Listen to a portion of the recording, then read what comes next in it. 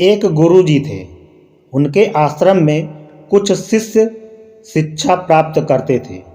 एक बार बातचीत में एक शिष्य ने पूछा, गुरुजी, क्या ईश्वर सचमुच में है? गुरुजी ने कहा, ईश्वर अगर कहीं है तो वो हम सभी में है। शिष्य ने पूछा, तो क्या मुझ में और आप में भी ईश्वर है? गुरुजी बोले, बेटा, मुझ में, तुम में, तुम्हारे सारे सहपाठियों में और हर जीव जंतु में ईश्वर है। जिसमें जीवन है उसमें ईश्वर है। शिष्य ने गुरुजी की बात याद कर ली। कुछ दिनों बाद शिष्य जंगल में लकड़ी लेने गया। तभी सामने से एक हाथी बेकाबू होकर दौड़ता हुआ आता दिखाई दिया।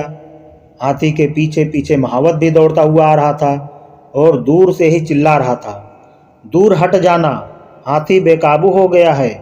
दूर हट जाना रे भैया, हाथी बेकाबू हो गया है।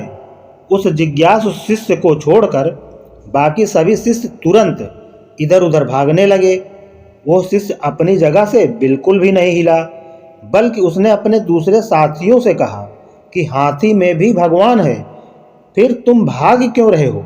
महावत चिल्लाता रहा, पर वो शिष्य नहीं हटा और हाथी ने उसे धक्का देकर एक तरफ गिरा दिया और आगे निकल गया।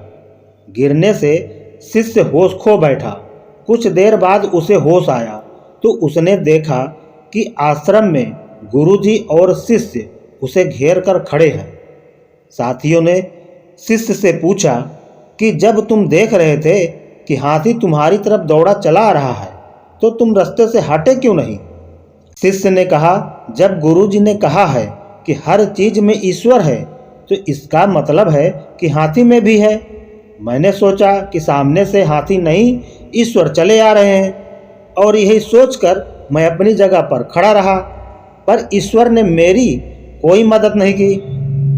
गुरुजी ने यह सुना तो वह मुस्कुराए और बोले, बेटा, मैंने कहा था कि हर चीज में भगवान है।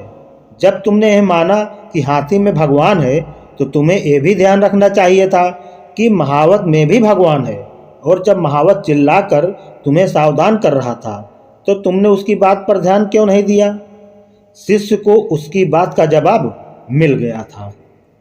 तो हमारी ये छोटी सी कहानी अगर आपको अच्छी लगे तो वीडियो को लाइक करें, शेयर करें। धन्यवाद।